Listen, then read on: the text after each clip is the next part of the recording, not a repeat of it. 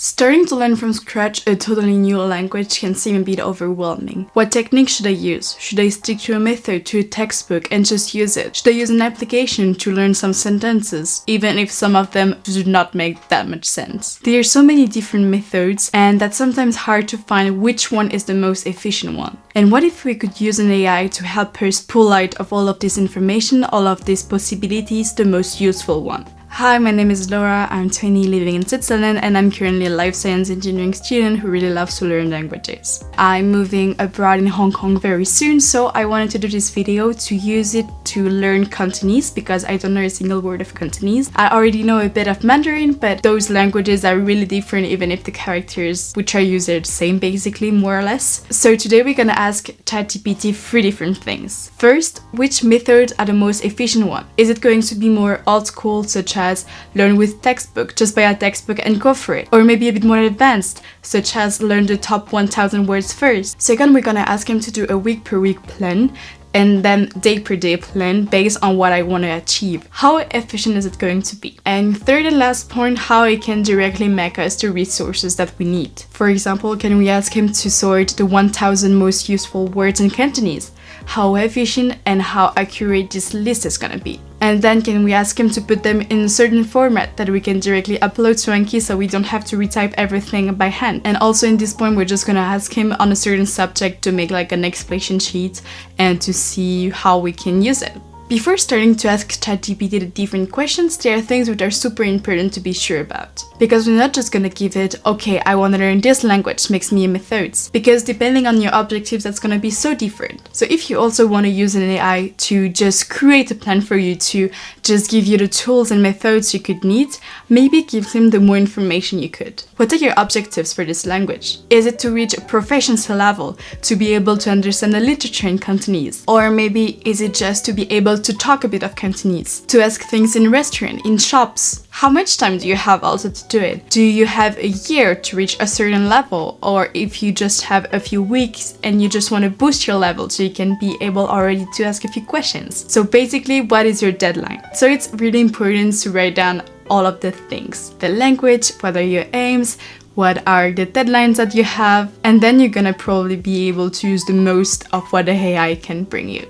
So for example, in my case, I want to be able to reach a basic conversational level because I'm already learning a bit of Mandarin on the side. Between the two of them, I prefer to learn far more Mandarin, to be able to read Mandarin characters, to be able to write them and everything. So Cantonese is more to be able in little shops in Hong Kong or in restaurants to be able to talk a bit of this language. My deadline is that I know that in less than a month I'm not gonna be able to do like miracles, but at least to know already a bit of the sentences, the most useful words. How can I introduce myself? How can I say what I'm doing in Hong Kong? How can I ask in a restaurant?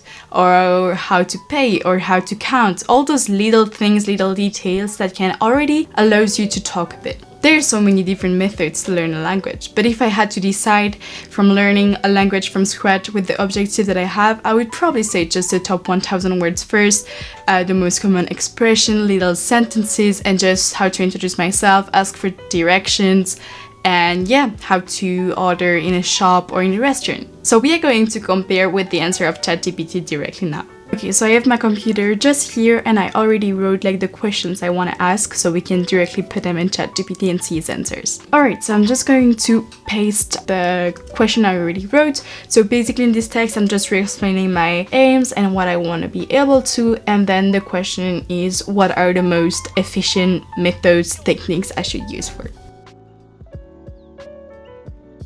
Okay, so basically here it's going to give me a lot of different points. So start with pronunciation, which of course is really important, common phrases and vocabulary.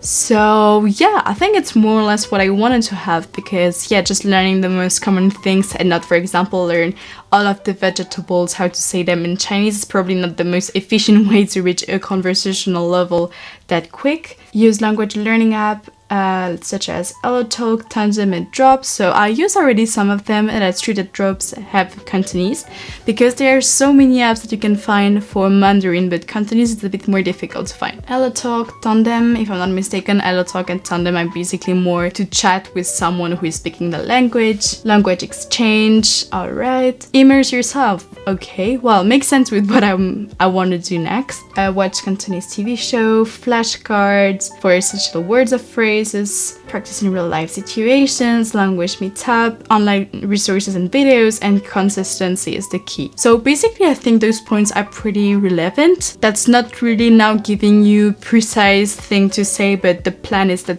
what we're gonna see next. So I think those keys are pretty useful and pretty accurate with what you want to reach, and that can give you like a few tools or keys if you don't really know how to start. But I'm really looking forward to see what he's asking and just suggesting to do for a precise plan. And at the end it says, remember your primary goal is to be able to communicate, so focus on speaking and listening skills, which I think is really important, because even if you're able to speak, if you're not able to listen and to understand what the people are saying, that's going to be pretty difficult. So now that we know that the method it suggests are pretty useful, we can directly move on part 2. So what I wrote is that we have Friday the 28th of July and I'm leaving on the 24th of August. Give me a week-to-week plan of what I should do learn in order to reach my objectives.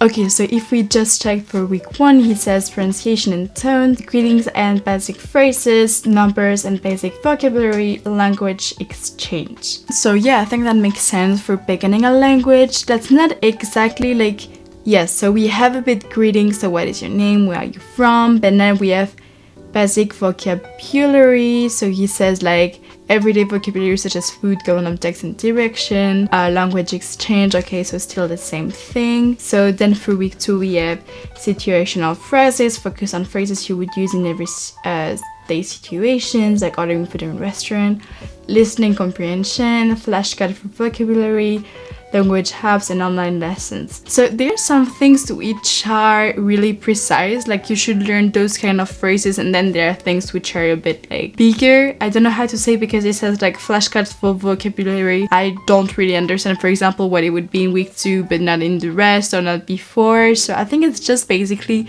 sorting the techniques it gave me more than actually what you can do week per week. But then otherwise there are things that make so much sense, like conversational practice, situational dialogues, cultural understanding. I think it's pretty important also just to know a bit more about the culture, review and practice, real life interaction, final language exchange, and positive mindset. That's more all the methods you can use and which one to use each week more than what you can actually do. So now we are going to go a bit further, so I'm going to ask him for the 2 first weeks, give me a day per day plan. And maybe also what we can add is also how much time I can dedicate to it. Because, well, depending if you want to learn a bit 5 minutes per day, that's not going to be the same objective if you want to spend 3 hours, for example. So, for example, what does he give me here? So, day 1, familiarize yourself with the continuous phonetic system and practice basic pronunciation and tones. Pretty useful to start with. Learn and practice simple greetings like hello and goodbye. Day 2, continue practicing pronunciation and tones. Learn self-introduction phrases like my name is and I am from. Practice numbers in Cantonese, basic vocabulary, use flashcard. Here it makes a bit less sense because then it says, okay, you're gonna improve your listening skill, try to understand the context and pick up familiar words.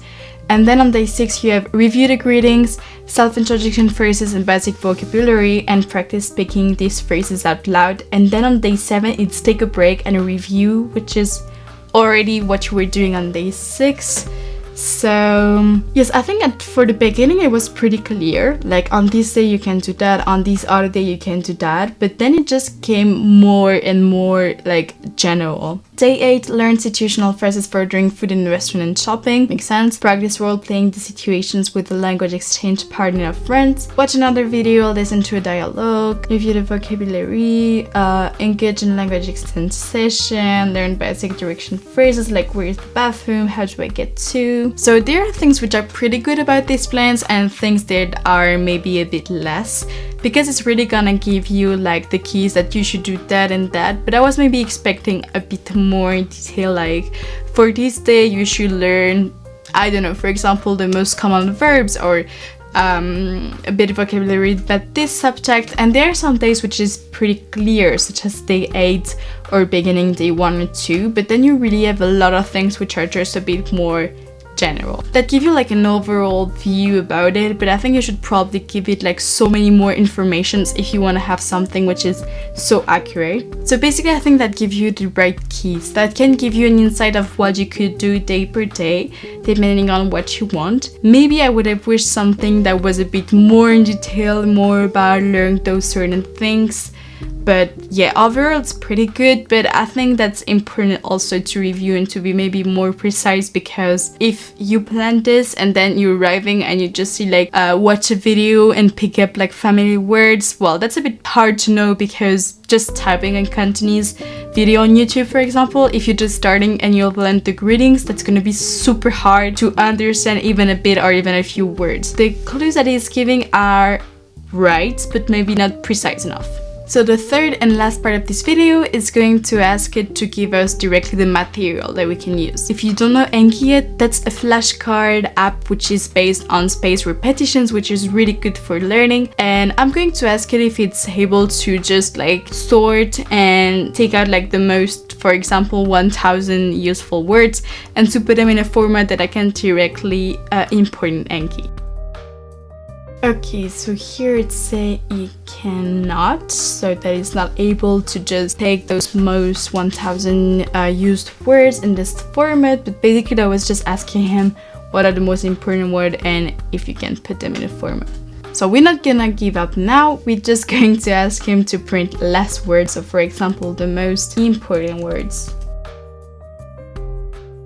Okay, so here that worked pretty good, but for the last one that he did not print totally. But otherwise we have like the most probably 100 words. Sorry to speak, 4, 5, 6. So yes, I think it kind of makes sense. So now I'm just going to look if I can just import them directly in ANKI. So the last thing we're gonna ask is it able to just create an explicative sheet about a certain subject, like for example how to introduce ourselves. Okay, so it just really printed, I think the layout is pretty good, like introduction, then you have the greetings, hello, good morning, good afternoon, good evening, introducing yourself, my name is, I am from, I am asking for someone's name, how old are you, I am, thank you, you're welcome, excuse me, where do you live, what do you do for a living, do you speak English and Mandarin, and then a conclusion. So honestly, I think this page is pretty good.